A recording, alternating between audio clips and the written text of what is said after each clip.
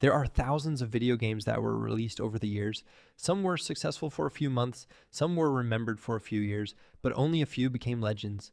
One of those games is God of War, a franchise that gave us one of the most iconic characters in gaming history, a warrior who fought monsters, kings, titans, and gods, a man whose anger destroyed an entire world. His name is Kratos, the ghost of Sparta. And this is the story of how God of War became one of the greatest gaming franchises ever created. Before God of War became a global phenomenon, the idea behind it started at Santa Monica Studio. During the early 2000s, the PlayStation 2 era was full of legendary games. Developers were trying to push video games further.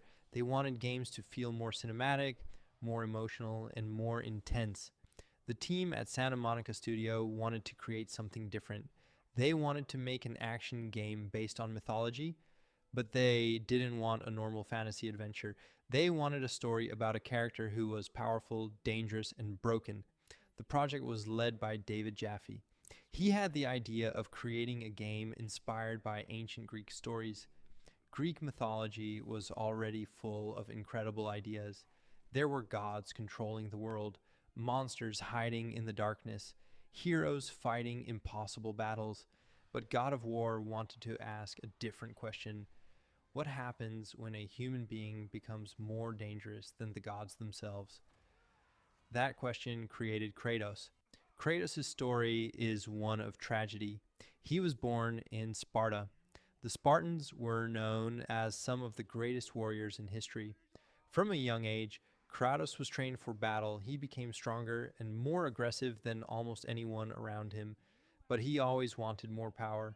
He wanted to become unstoppable, and that desire would change his life forever. During one battle, Kratos faced an enemy army that was too powerful. He was losing, his soldiers were dying, and he believed there was no way to survive. So he called upon Ares, the god of war. Ares answered. He gave Kratos the power he wanted. The blades of chaos were created, two deadly blades connected to chains. With these weapons, Kratos became a living weapon. He destroyed everyone who stood in his way.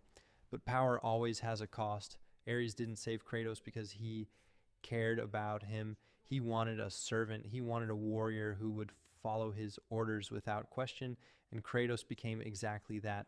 He fought battles for Ares. He conquered cities. He became feared across Greece. But eventually, Ares wanted to turn Kratos into a true monster.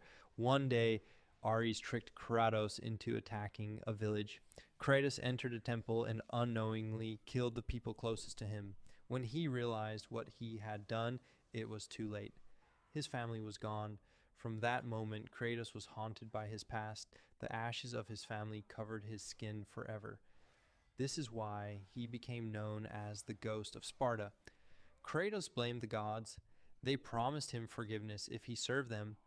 For years, he completed missions for Olympus. He defeated monsters. He fought enemies.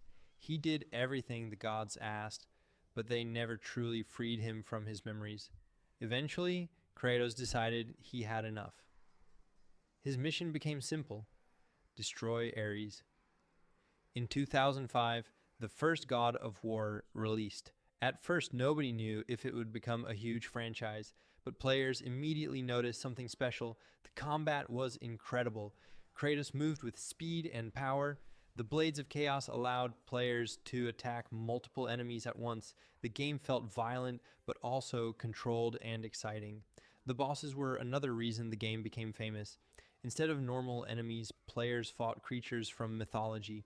The Hydra battle at the beginning was unforgettable. The enemy was massive compared to Kratos. It showed that God of War was not afraid to create impossible challenges. Another important part was the atmosphere. War 2 arrived and improved the formula. The game was bigger, longer, and more ambitious. Kratos had become the new god of war, but being a god did not bring him peace. Zeus saw Kratos as a threat. The king of Olympus betrayed him and took away his power. Instead of accepting defeat, Kratos made a decision. He would not fight for the gods anymore. He would fight against them. His goal was no longer revenge against one person. His goal was to destroy Olympus itself. God of War 2 introduced some of the greatest moments in the series.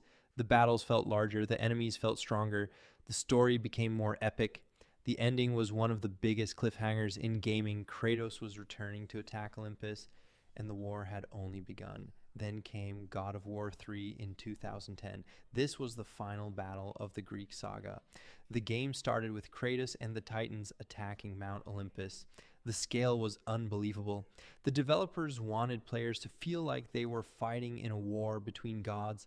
The battles against Poseidon, Hades, and Zeus became legendary. The graphics were incredible for the time. The world felt alive. Every enemy felt like a myth come to reality. Many players believed this was the perfect ending for Kratos. After God of War 3, the future was uncertain. The Greek gods were gone. Kratos had completed his revenge. What could possibly happen next? The answer came years later. In 2018, God of War returned, but it was not the same game. Kratos was older, the world was different, the story was different. Instead of Greek mythology, the game moved into Norse mythology.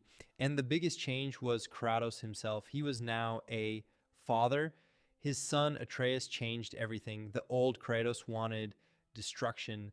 The new Kratos wanted to protect. He tried to teach Atreus how to survive, but he also tried to make sure his son did not become like him. The relationship between them became the heart of the game. The developers changed the gameplay too. The camera stayed close to Kratos. The combat became heavier. The Leviathan axe became a new legendary weapon. The game focused more on emotion and storytelling. It proved that God of War could evolve without losing its identity. The 2018 game became a massive success. It introduced a new generation to Kratos. People who never played the original games discovered his story. And many realized that Kratos was not just an angry warrior, he was a character trying to change. In 2022, God of War Ragnarok continued the story. The world was getting closer to the legendary Ragnarok. Kratos and Atreus faced stronger enemies than ever. The game explored their relationship even further. It also introduced major figures from Norse mythology. Ragnarok showed how far the series had come. The first games were about revenge. The newer games were about responsibility. Kratos went from a man who destroyed everything to a man who wanted to protect something. One of the reasons God of War survived for so long is because it kept changing. Many franchises become repetitive. God of War reinvented itself. It changed its setting, it changed its gameplay, it changed its main character, but it always kept the same core idea. A powerful warrior fighting against impossible odds. Kratos became one of the biggest icons in gaming. His weapons, his voice, his story, his appearance, everything about him became recognizable. He became one of the faces of PlayStation. The story of God of War is more than a story about gods and monsters. It is a story about anger, about mistakes, about learning, about trying to become better. Kratos spent years fighting everyone else, but his hardest battle was always with himself. And that is why, after all these years, God of War remains one of the greatest gaming franchises ever made. Because behind all the battles and explosions, there is a story about a man trying to change his destiny. This is God of War.